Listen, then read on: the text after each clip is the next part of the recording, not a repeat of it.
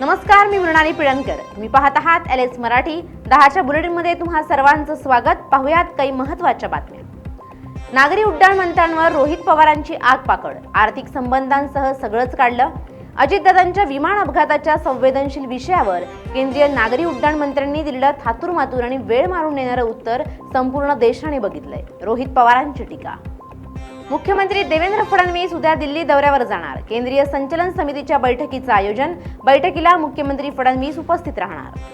टंचाईच्या भीतीने कोल्हापुरात गॅस सिलेंडरच्या मागणीत 3000ने वाढ. सध्या गॅसचा पुरेसा साठा उपलब्ध असून नागरिकांनी घाबरून अनावश्यक बुकिंग करू नये. साठा वितरणाबाबत प्रशासनाने दिली महत्त्वाची माहिती. सोलापूर जिल्ह्यात कोणत्याही प्रकारचा घरगुती गॅसचा तुटवडा नाही. जिल्हाधिकारी कुमार आशीर्वाद यांनी दिली माहिती. सोलापूरकरांनी कोणत्याही प्रकारे पॅनिक न होता गॅस बुकिंगसाठी गडबड न करण्याचं आवाहन. कोल्हापुरातील अंबाबाईच्या दर्शनाचा मार्ग प्रशस्त होणार. सुधारित 595 कोटींच्या आराखड्यात प्रस्तावित पहिल्या आणि दुसऱ्या टप्प्यात मंदिराच्या संरक्षक भिंतीपासून 10 मीटर परिघाचं भूसंपादन होणार.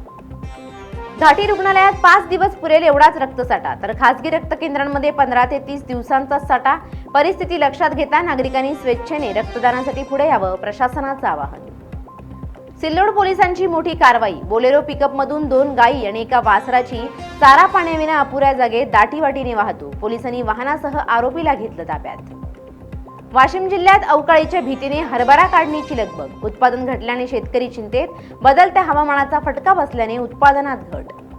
हिंगोलीत पोलिसांची कारवाई. 4 बैलांसह गुटखा जप्त. हिंगोलीत 2 कारवाया, लाखोंचा मुद्देमाल जप्त.